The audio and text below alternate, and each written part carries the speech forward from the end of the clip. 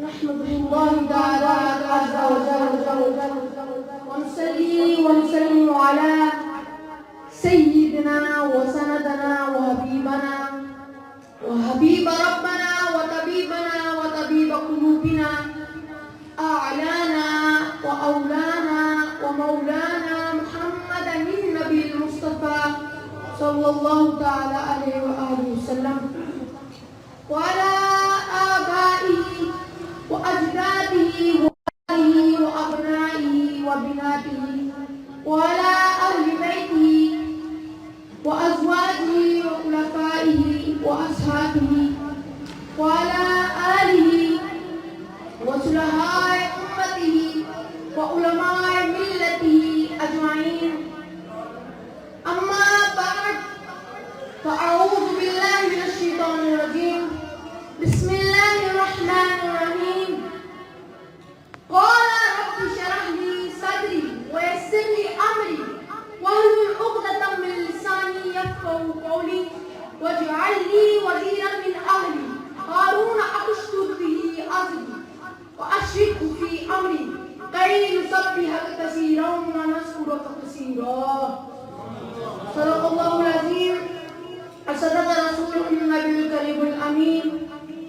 لي خمسة أطفي بها هر الوباء الهاتمة المصطفى والمرتضى وبناهما والفاطمة. جناب رضی وقار پیر طریقت پاک المشائخ پر خدای آغوش ولایت محبوب المشائخ عالم نبی اولاد علی حضرت بابا پیر سید علی رضا فرزند شاہ علی سرکار دامت فیوزوں اور استاد مکرم عالمی مبلغ اسلام حضرت علامہ صاحبزادہ محمد نواز قاسم چشتی مدد اور قرآن صاحبان رسول اور ملک پر تشریف لائے ہوئے مندوبین سامعین کرام السلام علیکم ورحمۃ اللہ وبرکاتہ. حضور صدر ذی احتشام اور معزز سامعین محترم، آج کی گفتگو میں کوشش کروں گا کہ جشن مولد کعبہ 1447 ہجری کے موقع پر مولا کائنات سیدنا علی المرتضیٰ کرم اللہ تعالی وجہہ الکریم کی ایک منفرد عظمت و شان و شوقت بیان کروں جسے سن کر ہم سب کا دل مودت اہل بیت اطہار سے ہمیشہ کے لیے منور ہوگا. اور جس کا اس بات پر پختہ ایمان ہے کہ قادر مطلق رب ذوالجلال والاکرام نے فضیلت عطا فرمانے کا وہی اختیار اپنے پیارے محبوب صلی اللہ تعالی علیہ وآلہ وسلم کو عطا کر رکھا ہے، جس اختیار کا مالک وہ خود ہے. ان تمام اہل ایمان کے دل اور چہرے ہمیشہ جھمجھاتے رہیں گے اور وہ اس حیات ظاہری میں ذکر مولا کائنات کرتے رہیں گے اور قبر حشر اور جنت میں ہمیشہ مولا کائنات سیدنا علی المرتضیٰ کرم اللہ تعالی وجہہ الکریم کے ساتھ ہمیشہ رہیں گے. آج کے خطاب کی طوالت سابقہ کتابات سے کچھ زیادہ ہوگی، اس لیے صدر ذی احتشام کی خدمت عالیہ سے امید ہے کہ اس طوالت کی محنت فرمائیں گے. حاضرین محترم اور معزز خواتین، میں نے قرآن کریم کی سورہ نمبر 20 سورہ طٰہٰ کی آیت نمبر 25 سے آیت نمبر 34 تک 10 کل آیات تلاوت کی. عظمت شان مولا علی کو سمجھنے کے لیے ان آیت بینات کو سمجھنا ازحد ضروری ہے. اللہ تبارک تعالیٰ ارشاد فرماتے ہیں، حضرت موسیٰ علیہ السلام اللہ رب العزت کی بارگاہ میں عرض کرتے ہیں، قال رب اشرح لی صدری، اے میرے رب رحیم میرا سینہ اپنی معرفت کے علم سے منور فرما، ویسر لی امری اور میرے لیے اپنی دین کے تبلیغ کے لیے میرا کام آسان فرما. حاضرین محترم، وقت کی قلت کے باعث میں الفاظ پر قاصر ہوں، اس لیے گزارش ہے کہ اپنی مکمل توجہ مجھے مقبول رکھیں.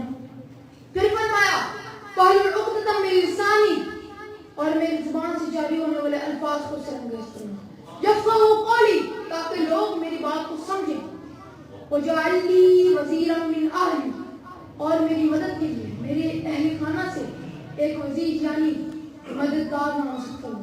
ہارون اخی، اور اپنے وزیر یعنی مددگار کی نامزدگی کے لیے اپنے بھائی حضرت ہارون علیہ السلام کو نام پیش کرتے ہیں.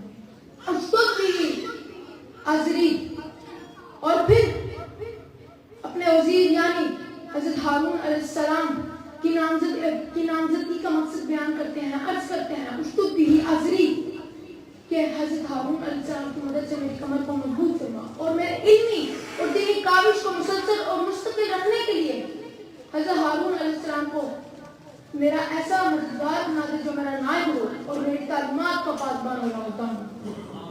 وَأَشْرِكْهُ فِي أَمْرِي مفہوم یہ ہے کہ نہ صرف وہ میرے مشن کو جوں کا تو جاری رکھے بلکہ اسے شانہ بشانہ ہو کر میرے ساتھ دین کے فروغ کے لیے میرا شریک کار بھی بنا دے.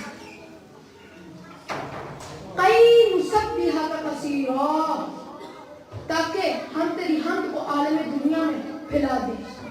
ونذکرک کثیرا تاکہ کریا کریا بستی بستی نگر نگر شہر شہر قصبہ قصبہ گلی گلی چوں چوں جہاں جہاں انسانوں کا بسیرا ہے جہاں جہاں انسانوں کی بستیاں ہیں وہاں وہاں تک تیری معرفت اور وحدہ لا شریک ہونے کا پیغام ہر خاص و عام تک پہنچا. حاضرین محترم، اللہ تبارک و تعالیٰ کے اولو العزم صاحب کتاب لا شریعت حضرت سیدنا موسیٰ علیہ السلام اللہ کی بارگاہ میں اپنی مدد کے لیے حضرت ہارون علیہ السلام کا نام پیش کرنا آپ اذہان قلوب میں نقش ہو گیا ہے.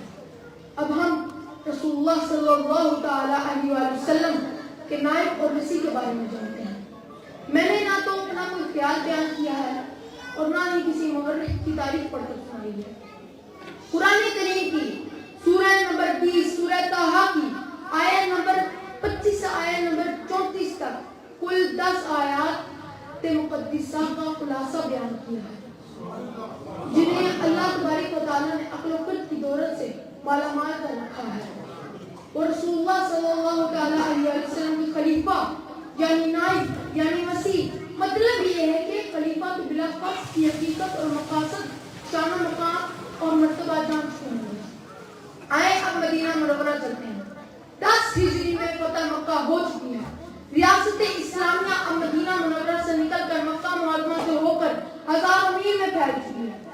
مصطفیٰ کریم صلی اللہ تعالیٰ علیہ وسلم کی دین حق اور ریاست اسلامیہ کی وسعت مشرقین و مغربین میں پھیل رہی ہے. اعلان رسول ہوتا ہے کہ خبر عام کر دی جائے کہ ہم شہنشاہ روم سے جنگ کرنے تبوک جائیں گے. حکمت دیکھیں کہ پہلے ہر غزوہ کی تیاری خاموشی سے ہوتی تھی، اب اعلان ہو رہا ہے. ہر دوست اور دشمن کو معلوم ہو رہا ہے کہ اب تبوک کے مقام پر جنگ ہوگی اور دشمن پریشان ہے کہ اب ہمیں فاتح خیبر مرحب کے ٹکڑے کرنے والے علی کا سامنا کرنا پڑے گا. اب ابن ہود کو ہمیشہ کے لیے نابود کرنے والے کا سامنا کرنا پڑے گا. بدر و احد میں سیف بیدار کی چمک دیکھنا پڑے گی اور ہر دشمن کی سانسیں رکی ہوئی فیراج دے کر معافی مانگنے کی سوچ رہے ہیں. اور ادھر سے لشکر اسلام روانہ ہو رہا ہے. ہر صفائی پرجوش ہے اور رسول پاک صلی اللہ تعالیٰ علیہ وسلم فرماتے ہیں رک جاؤ. روایت ہے کہ حضرت سعد بن ابی وقاص رضی اللہ تعالیٰ عنہ فرماتے ہیں کہ رسول پاک صلی اللہ تعالیٰ علیہ وسلم نے چہرہ منور مولا کائنات سیدنا علی المرتضیٰ کرم اللہ تعالیٰ وجہ الکریم کی جانب پھیرا اور فرمایا قال خلق رسول اللہ صلی اللہ تعالیٰ علیہ وآلہ وسلم علی ابن ابی طالب فی غزوۃ تبوک. رسول پاک صلی اللہ تعالیٰ علیہ وآلہ وسلم نے غزوہ تبوک کے موقع پر حضرت علی علیہ السلام کو اپنا خلیفہ بنایا. یعنی اے علی آپ میری مسند پر بیٹھو، میری جگہ پر نمازیں پڑھاؤ، میری جگہ پر عوام کی داد رسی کرو، میری طرح فیصلے کرو، میری طرح دور دراز سے آنے والے سوارکاروں سے معاہدے کرو. فقال یا رسول اللہ صلی اللہ تعالیٰ علیہ وآلہ وسلم اتخلفنی فی النساء والصبیان.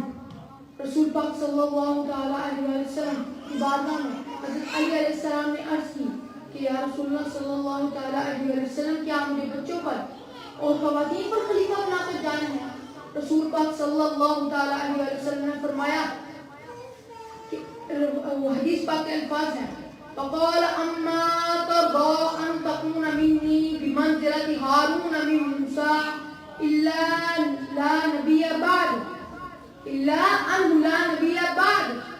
فرماتے ہیں کہ اے علی کیا تم اس بات پر راضی نہیں ہو کہ میرے ساتھ تمہاری وہی نسبت ہے جو نسبت حضرت ہارون علیہ السلام کو اللہ تعالیٰ نے حضرت موسیٰ علیہ السلام کے ساتھ عطا کی سوائے اس کے کہ میرے بعد کوئی نبی نہیں.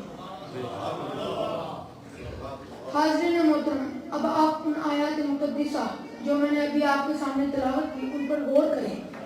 اور ان کی تفہیم بیان کی. اور ذرا پھر سوچیں کہ بیت اللہ میں حضرت علی علیہ السلام کا نزول و ظہور سمجھ میں آتا ہے کہ نہیں آتا؟ بیت اللہ میں تشریف لانے والے علی بن ابی طالب کا کیا مقام ہے اور انہیں رسول پاک صلی اللہ تعالی علیہ وسلم سے کیا نسبت ہے؟ اللہ تبارک تعالیٰ ہمیں مولا علی علیہ السلام کا مقام سمجھنے کی توفیق عطا فرمائے. ماشاء اللہ ماشاء اللہ. جی بڑی خوبصورت